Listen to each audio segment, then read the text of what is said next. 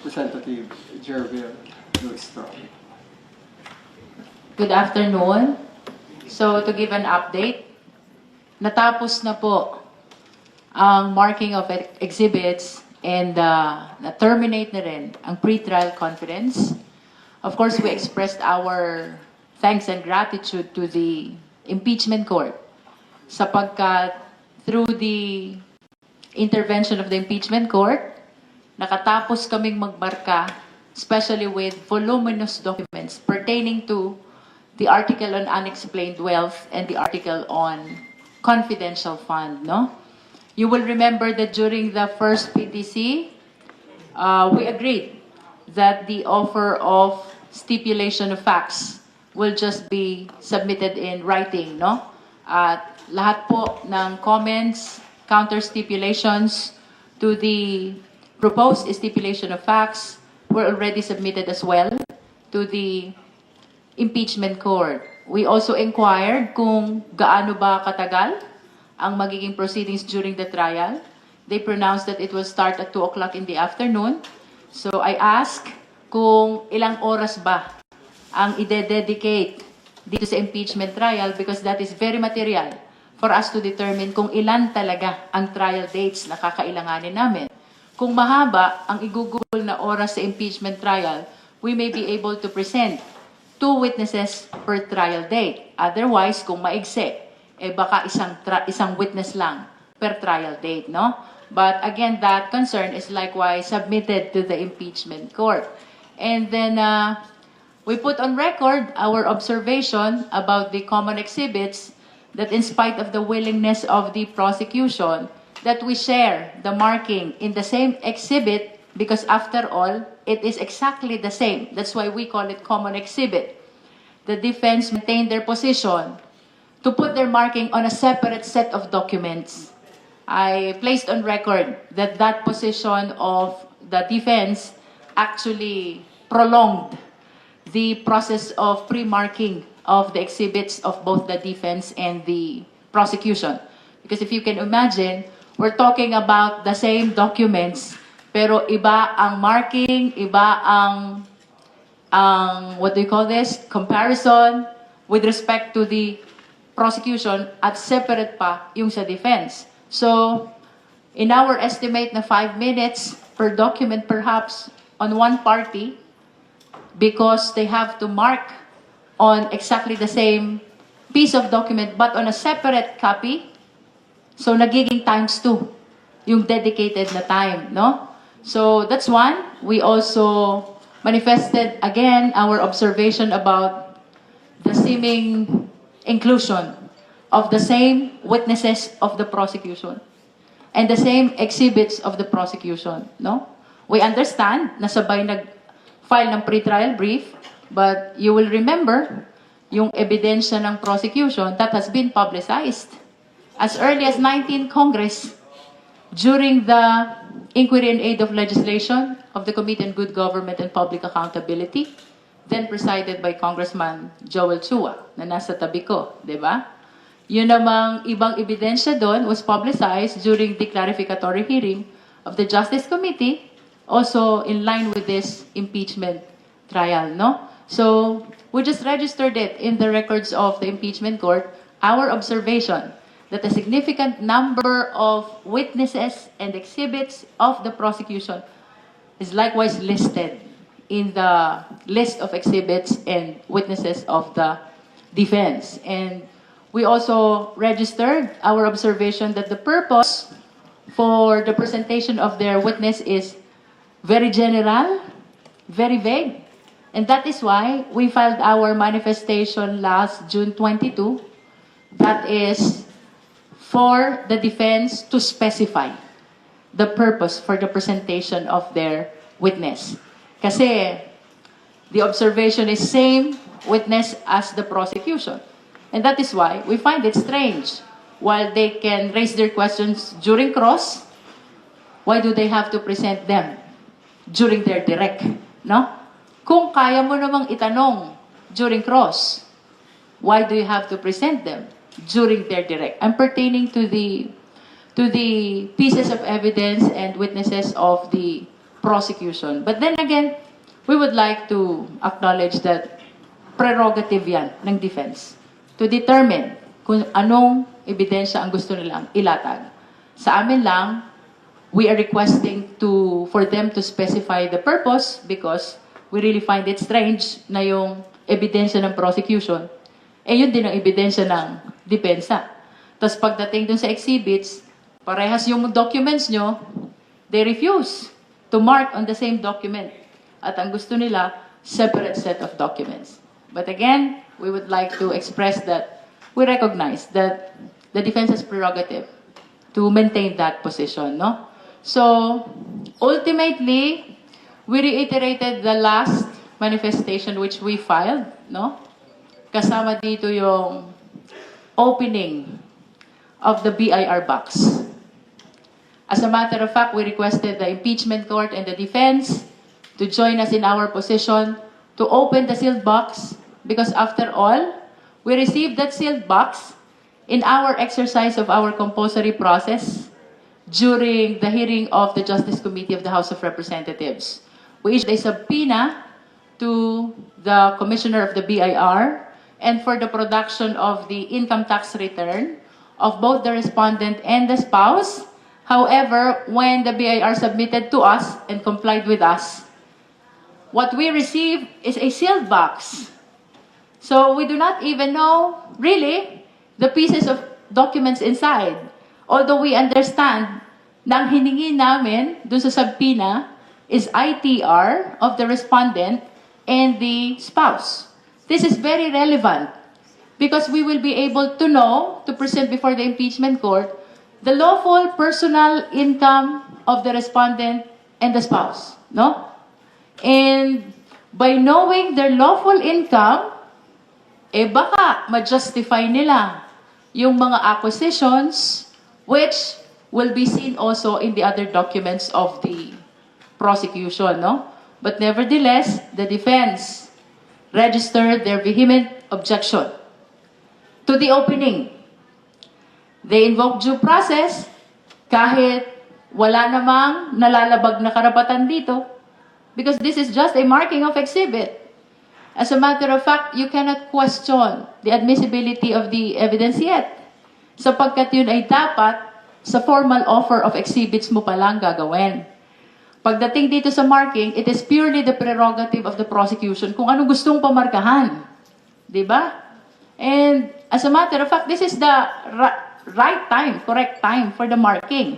So that is why when we heard their objection to the opening of the sealed box, we just contained ourselves with the marking of the sealed box, which they opposed as well. Ako'y nagtataka kung ano kayang nakakatakot dun sa pagmamarka ng sealed box. Silyado nga. Ang pinamamarkahan ng prosecution, because they do not want to open the box, ang pinamamarkahan na lang is yung sealed box. So that we will just be submitting to the impeachment court the issue of whether to open or not the BIR box. But sadly, they opposed the opening of the BIR box. They opposed as well the marking of the sealed BIR box. Nakakalungkot po ito sapagkat doon ho sa House of Representatives, we decided not to open kahit alam namin karapatan ng taong bayan malaman na kung anong nilalaman nun. We decided not to open because we believe in the power of the impeachment court. Pagdating ho pala namin dito sa impeachment court, mahihirapan pa rin kami sa pagbubukas ng BIR box. So we will be looking forward na sana itong BIR box na ito ay mabuksan na sapagkat karapatan ho ng sambayan ng Pilipino na malaman at makita ang nilalaman nito. Maraming salamat po. You can raise questions to my colleagues.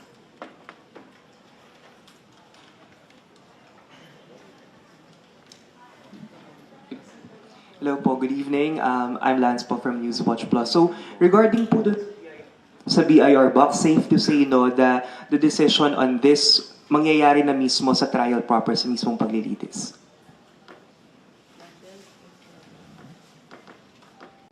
The motions have already been presented to the court. I understand some oppositions will be filed.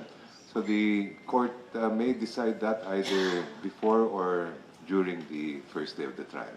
Hindi natin masasabi. Nasa kanila yun. And then, kanina po, I'd just like to see comment and then perhaps from the lead prosecutor. Earlier, the defense spokesperson, Attorney Michael Poa, said that regarding the appearance of Vice President Duterte on the impeachment trial, he said that depende daw po yun kung kakailanganin, depende sa advice nila bilang mga abogado kung kailangan na mag-appear si VP Sara doon sa mangyayaring paglilitis. Sa inyo po ba, kailangan po bang nandun si VP Sara? I understand that that is her prerogative, whether to appear or not. And her non-appearance will simply be deemed as an entry of a plea of not guilty. Nevertheless, in my personal opinion, appearing before the impeachment court is likewise a constitutional duty, which public officials must comply. This is what we meant by public office is a public trust, and public officials must be accountable to the people at all times. Good evening po. I'm Jairo Robledo from Rappler. Just a procedural question. If ever the impeachment court decides to open the box, will they open the box like sila po mismo or will they subpoena the BIR itself to open the box according to tax code po ba or ano po ba implementing rules nun? Thank you po. For the record, yun pong box na yon ay transmit ng House dito sa Senate when we transmitted the articles of impeachment. So it is in the custody of the Senate. So I don't know, to your question, whether mangangailangan pa ba sila ng subpoena, when in fact, the sealed BIR box is already in the custody of the Senate. Hello, good evening po. Angelo po, Pambombo Radyo. Kung despite na hindi po nabuksan itong BIR box, masasabi niyo pa rin po ba na pumabor sa inyo itong pre-trial? Definitely. Sapagkat ever since our objective is to finish expeditiously. No? That is why during the first PTC, madaming nire-raise yung defense, which clearly are not within the purview of the pre-trial conference. We opted not to engage with the defense with respect to the issues which are being raised, like the determination of 2/3 threshold, no? The allegation that we did not transmit all the exhibits and documents to the respondent. It was a clear position not to engage with those issues because our objective ever since is to finish this pre-trial conference expeditiously. And that is why we would like to express our thanks to the impeachment court because the goal was achieved. Because just today, the pre-trial conference has been terminated. Kung isa na lang po, aside po sa napakadaming documents, ano pa po yung ibang nakikita nyo na pinakamalaking hamon kung bakit tumagal po itong pre-trial?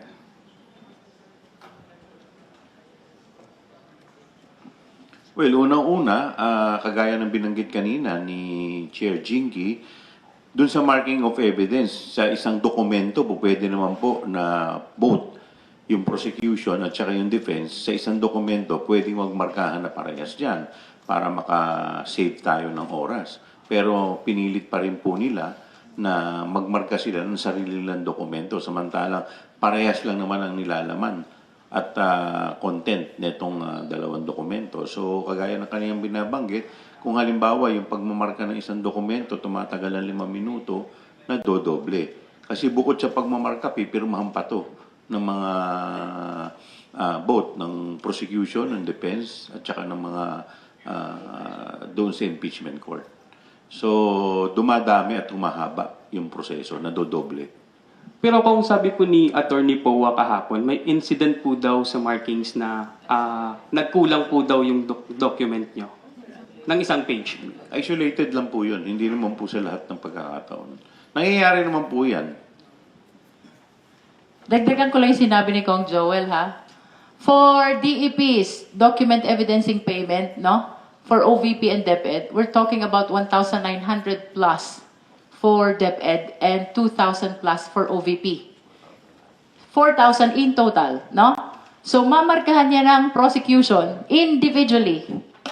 And then because they refuse to agree that we mark in the same document, then they have to mark as well those 4,000 exhibits which likewise form part of their documents. 8,000 in total ang DEPs.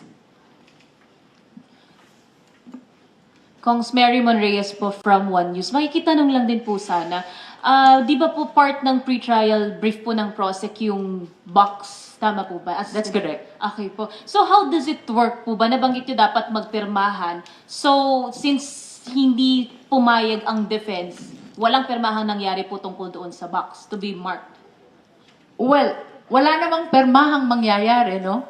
Except that they manifested their intention to file comment, which we interpreted as objection to our position to open the box. But your question earlier as to whether that box is part of the pre-trial brief and the manifestation, yes, they are part. Not only the contents, but even the sealed box itself.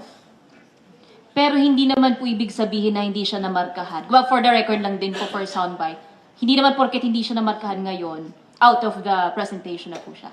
It will be subject to the judgment, prerogative of the impeachment court. But of course, ito po'y karapatan ng sambayan ng Pilipino na makita kung anong nilalaman ng box. Hindi po kami naglakas ng loob sa House because we understand that we are not the impeachment court. But we have the highest regard to the impeachment court na dito makikita na ng sambayan ng Pilipino ang laman ng BIR box. But to our surprise, tinanggihang buksan at tinanggihan ding markahan even the sealed box.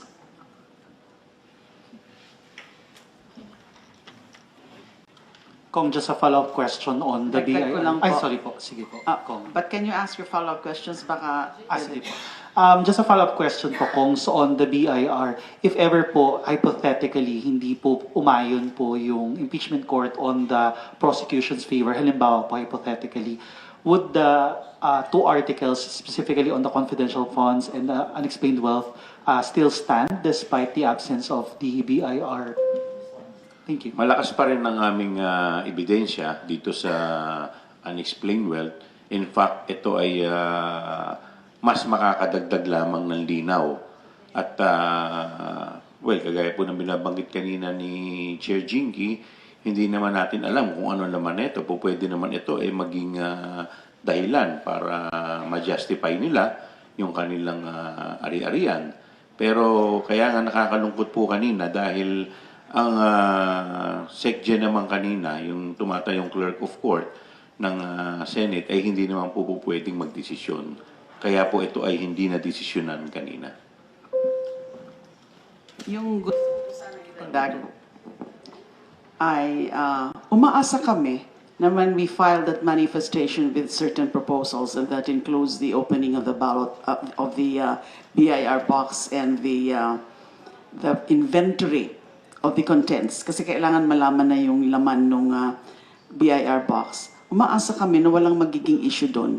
Kasi sila mismo, doon din sa kanilang pre-trial brief, ay meron din silang reserve evidence and relating to BIR submissions. So katulad po sa pre-trial brief na sinubmit ng prosecution, meron doon about tax records and reserve documents, and therefore, ganon din doon sa defense, meron din silang ganon na plano to submit BIR submissions. So why are they refusing now to open and make an inventory and find out the contents of that BIR box? Na sila mismo rin may ganong reservation, may reserve evidence din sila pertaining to BIR submissions. Galing nga yun sa BIR. Katulad nung binanggit kanina ni Chair Jinky, ay sinubmit yun ng BIR Commissioner doon sa Justice Committee. Na tinansmit naman ng Justice Committee dito sa Senado. So nandyan na. And karapatan, prerogative ng any party, either or both parties, na magpamarka ng anuman ang intended evidence nila. So yun ang hindi namin po maintindihan kung bakit ginawa pang issue na hindi na dapat kunin or hingin yung permiso ng korte, ng impeachment court, kung nag-agree sana both parties, kung nag-agree yung defense, na buksan na talaga at this point yung BIR box. Tsaka kung wala naman pong tinatago, buksan na natin yung box. Kung malinis naman po yung kanilang konsyensya, di labas ang ebidensya. Follow-up question po regarding the marking of the box. Basically, kaya po hindi siya namarkahan kasi may objection from the other camp? Or is it because it's sealed, kaya hindi siya ma-mark as you would the other evidences? Initially, what we are requesting is the opening. So that after the opening, we will be requesting the contents, the documents inside, to be marked. But since they opposed the opening, we contained with just marking the sealed box. Even the marking of the sealed box was opposed by the defense. Pero kung how would it work po kung hindi po siya ngayon umusad? And that is why we registered our reservation as to the marking of the box, including its contents, because we understand that there's a rule that all the evidence must be pre-marked during PTC. Otherwise, you will not be able to present that during the trial. Nevertheless, the records will show that we really tried to have them marked. The contents, and when they oppose, at least the sealed BIR box. Di ko nga maintindihan eh. Kayo ba? Ano bang nakakatakot dun sa selyadong BIR box na mamarkahan lang naman? Di ba? Kung is it an unusual case po na may certain documentary evidence na hindi na pre-mark? Or dito lang po sa case ng BIR green box? Dito lang, kasi selyado nga yung box. If you will remember, it was presented during the Justice Committee. Pinagdebatehan niya ng Justice members. I think pinagbotohan pa nga. At ang nanalo, wag buksan, i-transmit na lang sa Senado. Of course, we would like to invoke the exclusive power of the Senate to try and decide all impeachment cases. Nasa trial na tayo, di ba?